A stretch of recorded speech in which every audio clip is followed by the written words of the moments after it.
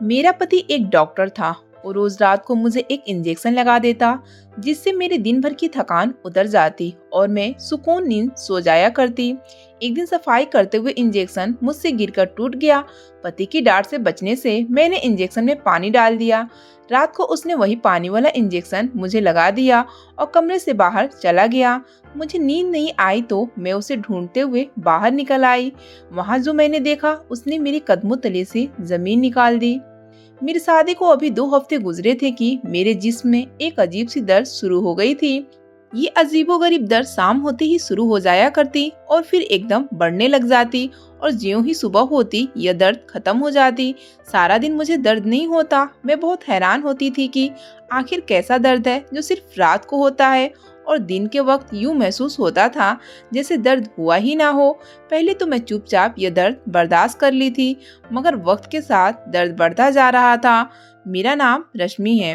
मेरे पति एक डॉक्टर थे, लेकिन मैंने कभी भी अपना ये मसला अपने पति को नहीं बताया था, क्योंकि मैं जिस खानदान से आई थी वहाँ डॉक्टर को बहुत बुरा समझा जाता था। मेरी मम्मी का कहना था कि ये डॉक्टर इंसानों को दवाइयों के नाम पर केमिकल खिलाते हैं, जिससे उनका जिस्म खराब हो जाता है। हम लोग वैद्य हकीमों पर विश्वास करते थे और हर बीमारी के इलाज के लिए उन्हीं के पास जाते थे। इसलिए मैं अपने पति को भी अपना मसला नहीं बताती थी। मेरी मम्मी तो मेरी शादी किसी डॉक्टर से करने के लिए तैयार भी नहीं थी, मगर चूंकि वो बहुत अमीर था इसलिए मम्मी ने हाँ कह दी। शादी के बाद सब कुछ अच्छा था, लेकिन फिर अचानक एक रात को मैं तकलीफ में होने लगी और मेरी तकलीफ बढ़ती चली जा रही थी। सारा दिन मुझे दर्द का जरा सा भी एहसास नहीं होता। मैं बिल्कुल ठीक होती और शाम होते ही अब इतनी तकलीफ बढ़ जाया करती कि उठना भी मुश्किल हो जाता था। मेरे पति बहुत ही अच्छे इंसान थे। वो मेरा बहुत ही ख्याल रखा करता और छुप छुप कर मुझ पर नजर रखता। कभी कभार पूछती कि आप मुझ पर छुप छुप कर क्यों नजर रखे हुए हैं, तो वो कहता कि मैं तुमसे मोहब्बत करता हूँ और इसी मोहब्बत का तकाजा है कि मैं तब भी तुम्हारा ख्याल रखूंगा जब तुम्हारे साथ ना हूँ। मैं बहुत खुश नसीब समझती थी खुद को। और फिर एक दिन मेरे पति मेरे पास आए और एक बहुत ही अजीबोगरीब बात कही, जिसे सुनकर मेरे पैरों तले से जमीन निकल गई। मेरे पति ने मुझे कहा कि तुम्हें रात को जिसमें बहुत दर्द होती है, फिक्र मत करो, सब कुछ ठीक हो जाएगा। पति की ये बात सुनकर मेरा दिल दहल गया था। मैंने अपनी तबीयत खराब होने के बारे में सिर्फ अपनी मम्मी को बताया था और किसी को कुछ भी नहीं बताया था। फिर मेरे पति मुझसे कहने लगे कि घबराओ नहीं, मैं तुम्हारा इलाज करूंगा और तुम फिर पहले की तरह बिल्कुल ठीक हो जाओगी। मैं तो परेशान थी, क्योंकि मेरा तो डॉक्टर पर यकीन ही नहीं था। मेरे पति यह बात कहकर चले गए थे और मैं सारा दिन इसी बारे में सोचती रही कि न जाने मेरे पति मुझे कौन सी दवाई देंगे। रात हुई तो मेरा पति अपने कमरे में वापस आया और मुझसे आकर कहने लगा कि मैं तुम्हारे लिए ये इंजेक्शन लाया कि तुम्हारी तबीयत ठीक हो जाएगी। मैं पहले तो घबरा गई, मगर मेरे पति ने मुझे तसल्ली दी और कहा कि सब ठीक हो जाएगा। फिर मैंने उसकी बात मान ली और इंजेक्शन लगवाने के लिए राजी हो गई। मेरे पति ने मुझे लेटने को कहा और फिर मुझे इंजेक्शन लगा दिया। इंजेक्शन लगा तो मेरे जिस्म में अजीब सी खलबली मचने लगी। मुझे यूँ लग रहा था जैसे मेरे जिस्म का एक हिस्सा हरकत कर रहा हो। मुझे अजीब सा सुकून महसूस होने लगा। दर्द तो जैसे जड़ से खत्म हो गया था और फिर मुझे सुकून में नींद का भी एहसास होने लगा। मुझे नहीं पता चला कि फिर क्या हुआ, क्योंकि मैं तो सो चुकी थी। अगली सुबह मेरी आंख खुली तो मैं बहुत ही अच्छा महसूस कर रही थी। आज बहुत दिनों बाद मैं सारी रात के लिए सोई थी, वरना तबीयत की खराबी के कारण सोना भी मुहाल हो गया था। मैं नहाकर पूजा किया और भगवान का धन्यवाद की और कहा कि शुक्र है उस इंजेक्शन की वजह से कोई गलत असर नहीं हुआ, बल्कि मैं तो ठीक हो गई। सुबह मेरे पति ने मुझसे मेरी तबीयत के बारे में पूछा तो मैंने उनसे कहा कि अब मैं काफी बेहतर हो गई हूँ। यह बात सुनकर मेरे पति ने मुझे कहा कि वह मुझे रोज रात को एक इंजेक्शन लगाया करेगा और उसने मुझे सख्ती से कहा कि उसके आने से पहले और इंजेक्शन लगवाने से पहले मैं कभी भी ना सोऊं। मैंने उसकी बात पर हाँ में सिर हिला दिया। अब रोज ऐसा ही होने लगा था। मेरा पति हर रात मुझे एक इंजेक्शन लगा देता और फिर उस इंजेक्शन की वजह से मेरे जिस्म में होने वाला दर्द खत्म हो जाता। न सिर्फ दर्द कम होता, बल्कि मुझे सुकून भी महसूस होता और फिर उसी सुकून से मुझे इतनी गहरी नींद आती कि दोबारा सारी रात मेरी आंख ना खुलती। सुबह आंख खुलती और मैं बहुत बेहतर खुद को महसूस करती। ऐसे ही दिन गुजरते चले जा रहे थे और 1 साल हो गया था मुझे वह दवाई इस्तेमाल करते हुए। इन सालों में मैंने अपने माँ बाप को यह बात कभी न बताई कि मैं कोई दवा इस्तेमाल करती हूँ। एक दिन मेरी मम्मी मुझसे मिलने मेरे घर आई थी। मैं परेशान हो गई थी कि कहीं मेरी मम्मी वह इंजेक्शन न देख लें, क्योंकि अगर ऐसा हो जाता तो मेरी मम्मी गुस्से में आ जाती और मेरे पति से पूछती कि वह मुझे यह दवाई का जहर क्यों लगाता है। मैं सोच रही थी कि क्या करूं। मेरी मम्मी उसी कमरे में बैठी थी जहां इंजेक्शन पड़ा हुआ था। फिर मैंने एक तरकीब सोची। मैंने किसी काम से मम्मी को कमरे से बाहर बुलाया और मैं उनको वहां छोड़कर खुद कमरे में जाकर वह इंजेक्शन उठा लिया और फिर उसे किसी और जगह पर छुपा दिया। मैं बहुत खुश थी कि आखिरकार मम्मी को पता नहीं चला। ऐसे ही दिन गुजरते गए। जब भी मम्मी पापा में से कोई भी आता तो मैं इस इंजेक्शन को छुपा देती थी। मेरा पति इस इंजेक्शन के मामले में काफी संजीदा था। अगर कभी उसके आने से पहले मेरी आंख लग जाती तो वह चिल्लाना शुरू कर देता। हालांकि वो मुझसे मोहब्बत करता था और कभी गुस्से में बात नहीं करता था, लेकिन बात जब इंजेक्शन की होती तो गुस्से में आ जाता। मैं बहुत हैरान होती वो ऐसा क्यों करता है। फिर एक दिन उसने मुझसे उसकी वजह बता दी, जिसे सुनकर मैं बहुत हैरान हुई। मैंने हैरत से खुद से पूछा कि कोई किसी को इतना भी चाह सकता है। मेरे पति ने मुझे बताया कि वह मुझसे बहुत मोहब्बत करता है। वह नहीं चाहता कि उसकी बीमारी और बढ़ जाए, इसलिए वह रात को उसे इंजेक्शन लगाने के लिए इतना बेचैन होता है। मेरे पति ने मुझे बताया कि वह मुझसे बहुत मोहब्बत करता है। वह नहीं चाहता कि उसकी बीमारी और बढ़ जाए, इसलिए वह रात को उसे इंजेक्शन लगाने के लिए इतना बेचैन होता है। उस दिन के बाद मेरे पति के लिए मेरी मोहब्बत और बढ़ गई थी। एक दिन मेरे फूफा मुझसे मिलने मेरे घर आए। मैंने इंजेक्शन को फ्रीज में छुपा दिया था कि फूफा देख ना सकें। फूफा सारा दिन मेरे घर पर रहे और फिर शाम को चले गए। उनके जाने के बाद मैंने फिर इंजेक्शन निकाला और उसे वापस उसकी जगह पर रखने लगी, लेकिन ज्यों ही मैंने उसे वहां रखा वो मेरे हाथ से फिसल गया और नीचे गिर पड़ा। थोड़ा सा इंजेक्शन जमीन पर गिर गया। मैंने उसे टूटने से बचा लिया था। मैं बहुत डर गई थी। खैर मैंने उसे वापस उसकी जगह पर रखा और फिर अपने पति का इंतजार करने लगी। रात को मेरा पति आया तो इंजेक्शन की बोतल में कम इंजेक्शन देखकर वह बहुत गुस्से में आ गया और कहने लगा कि ये क्या कर दी है तुमने, बाकी का इंजेक्शन कहाँ है। मैं डर गई और पति को बता दिया। वो चीखने लगा और कहने लगा कि यह बोतल कितनी महंगी मिलती है, तुम्हें इस बात का अंदाजा भी नहीं है। मैं सिर्फ तुम्हारी मोहब्बत में यह बोतल मंगवाता हूँ और तुम्हें इंजेक्शन लगाता हूँ। मुझे डांटने के बाद मेरे पति ने मुझे इंजेक्शन लगाया और फिर मैं सो गई। अगली सुबह मैं उठी तो बहुत सुकून थी, लेकिन एक बात मुझे बहुत परेशान कर रही थी कि मेरे पति ने मुझे एक इंजेक्शन के लिए इतना क्यों डांटा। लेकिन फिर मैंने खुद को तसल्ली दी कि वह मुझे बहुत चाहता भी है। इसी तरह वक्त गुजरता गया। दिवाली आ गई। मैंने सोचा कि क्यों ना घर की पूरी सफाई कर लूं और इसलिए एक दिन जब मेरा पति काम पर चला गया था, मैंने घर की सारी सफाई का सोच लिया। मेरे पति ने मुझे घर के ज्यादा काम करने से मना कर रखा था, इसलिए न तो मैं होली में सफाई कर सकी और न ही नवरात्रि पर। मैंने सारे घर की सफाई की, एक कमरे का सामान दूसरे में डाला और फिर उसे साफ करके वापस उसी में रख दिया। अब आखिरी कमरा बचा था जिसमें इंजेक्शन पड़ा था। मैंने कमरे का सामान उठाकर दूसरे कमरे में रखा, लेकिन फिर एक ऐसा वाकया हुआ जिस पर मैं कपकपा कर रह गई। जो ही मैंने उस इंजेक्शन की बोतल को पकड़ा और रखने लगी थी, वो मेरे हाथ से फिसल गया और जमीन पर गिर गया। मेरी जान निकल गई थी, क्योंकि मेरे पति ने पिछली बार मुझे बहुत डांटा था। इंजेक्शन की बोतल जमीन पर गिरी और टूटी नहीं थी, बल्कि बहुत सारा इंजेक्शन बह गया था। अब बोतल में सिर्फ थोड़ा सा इंजेक्शन बचा था। मेरे जिस्म से जैसे रूह निकल गई थी। जब मेरे पति को पता चलेगा तो क्या होगा, ये सोच सोचकर मैं परेशान हुए जा रही थी। काफी देर मैं सोचती रही कि क्या करूं, क्योंकि वापस आकर मेरा पति तो मुझ पर ही बहुत गुस्सा करेगा। फिर मैंने एक प्लान बना लिया। मैंने उस इंजेक्शन की बोतल में पानी भर दिया और उसे उतना ही भर दिया जितनी पहले थी। अब मुझे सुकून था, क्योंकि वह इंजेक्शन जैसा ही लग रहा था। मैं खुश थी कि मेरे पति को पता नहीं चलेगा। मैंने इंजेक्शन की बोतल में का इंजेक्शन गिरा दिया है। रात को मेरे पति आए। मैं थोड़ी डरी हुई थी कि कहीं मेरे पति को इस बात का पता ना हो जाए कि यह इंजेक्शन नहीं पानी है। मेरे पति ने इंजेक्शन पकड़ा और मुझे लगा दिया। मैं खुश थी कि पति को इस चीज का पता नहीं चला और उसे नहीं पता चला कि इस इंजेक्शन में दवा नहीं बल्कि पानी है।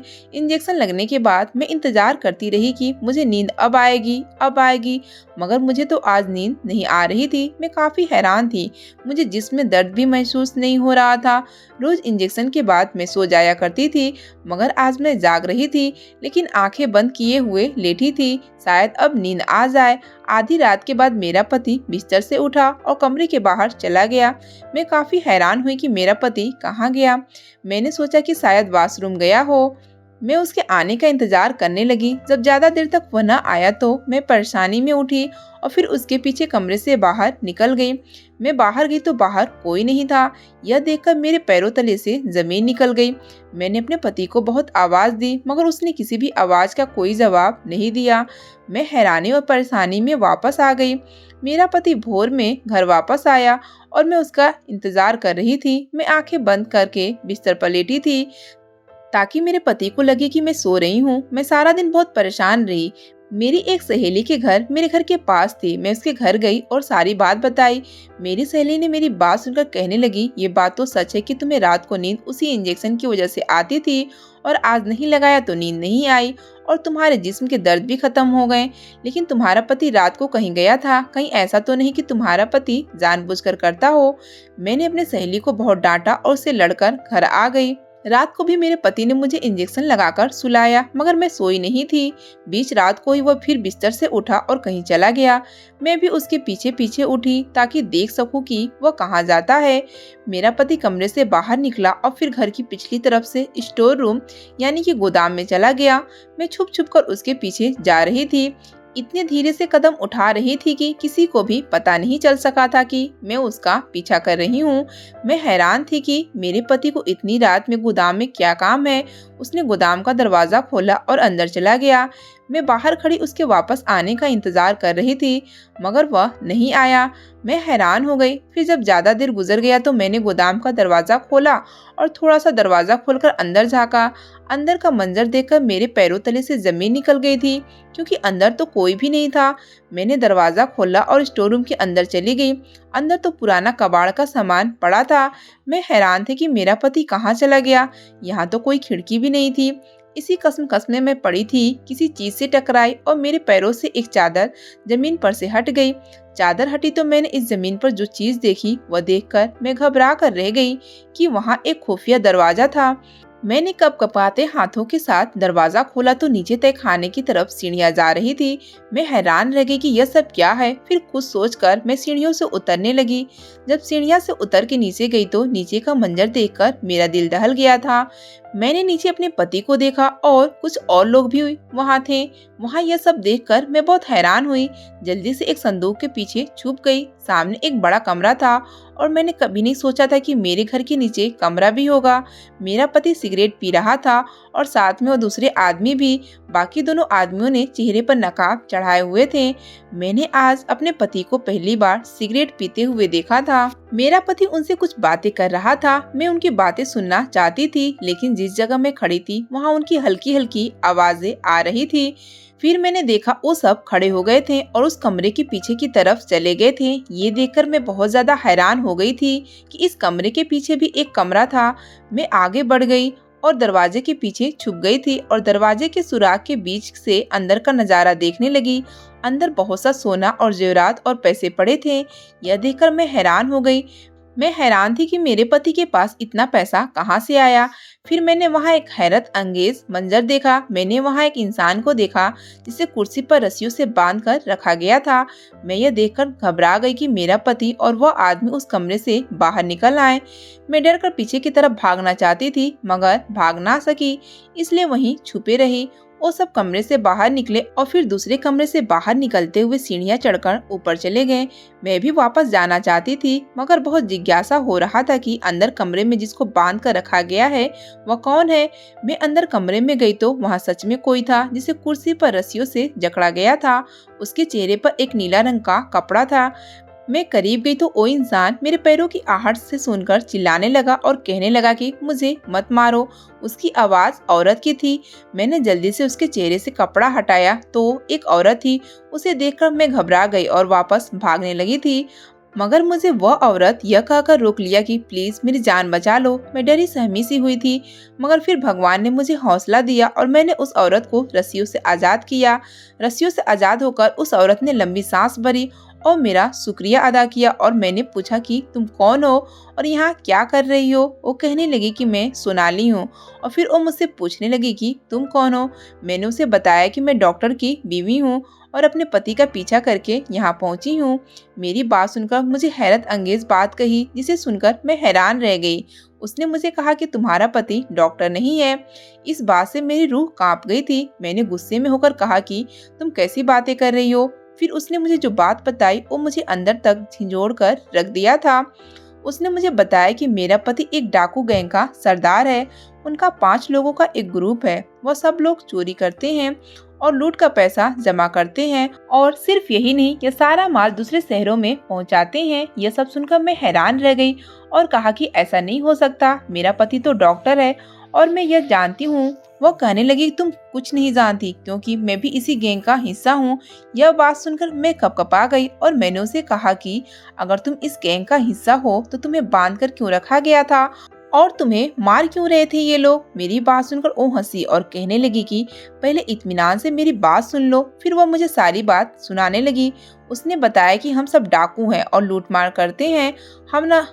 हम न सिर्फ चोरी करते हैं, बल्कि जेवरात भी बड़े शहरों में जाकर बेचते हैं और इस सब से हमें बहुत पैसा कमाते हैं। पुलिस को हम सब पर शक ना हो, इसलिए हम सब ने भेष अपनाए हुए थे। मैंने एक नर्स का भेष बदला था और क्लिनिक के लिए किसी डॉक्टर का होना बहुत जरूरी था, इसलिए तुम्हारे पति को ही नकली डॉक्टर बनाना पड़ा। ये सब हम इसलिए करते थे कि ताकि पुलिस को शक भी ना हो।